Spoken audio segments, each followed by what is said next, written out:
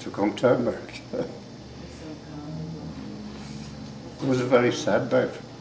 Yeah. We had a lovely party. They had a half a barrel of Guinness, and there was song and dance, and we had a great time until 5 o'clock in the morning. Then I went to bed, and I got up about 9 o'clock, and it was a beautiful day. All the cows out in the glen behind us. And the only transportation around the place that time was Dad Clanjack. He had a motor car in Ballydesmond, and Tom Casey had a Danjo Casey. I don't know if he had a car at the time. He might have, but they weren't for hire. So my father hired the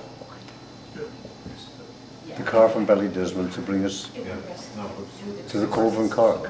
And came up to the Cove in Cork. I worked outside Cork City for a while, and there was a guard there outside Cork City that I was very friendly with, and that day he was in Cork City and I met him. And that was a surprise for me. So we saw Paddy Lane, who was a neighbour of ours. He lived in the city as well. So we saw him before we left, and then they took us down to Cove, to a boarding house where we stayed the night before we left. And I met a couple of guys. They were from around Cork. Didn't know them before. So the boat pulled up in the morning, and we hopped into the boat with our suitcase. What was the name of the boat? Do you remember? The Marine Tiger. Wow. That's the boat that we sailed in from Cove. Yeah. The boat that took us out to the little boat that took us out. Yeah. There was no name on that. Yeah. There was, I think, about 6 or 7 of us in the boat at the time. Yeah. So we went out to the boat, got on, and everybody got on there. The horn sounded, we were on our way. Yeah. And boy, I'm telling you, what a trip that was. Yeah. Out in the mid-Atlantic, what a storm we got. Unbelievable. Really? Everybody was locked into their rooms. There was cables flying all over the place. But the meals we had, they were meals that we weren't used to. So we did the best we could by eating. Yeah. And we got along all right. So we came into New York. It was a beautiful summer's day. And what do you think I had on me when I came off the ship? A top coat. But that's what we wore in and out at the time. Yeah.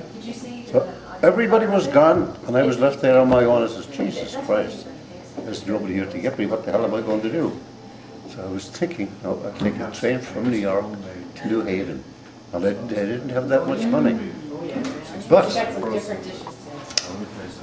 anyway, it all worked out good, and this lady came up the ramp. She had a cane and she was limping, and I said, Jesus, what is this one? And she said to me, would you be Johnny O'Keefe? I'll tell you, they were the kindest words I think I ever heard. Yeah.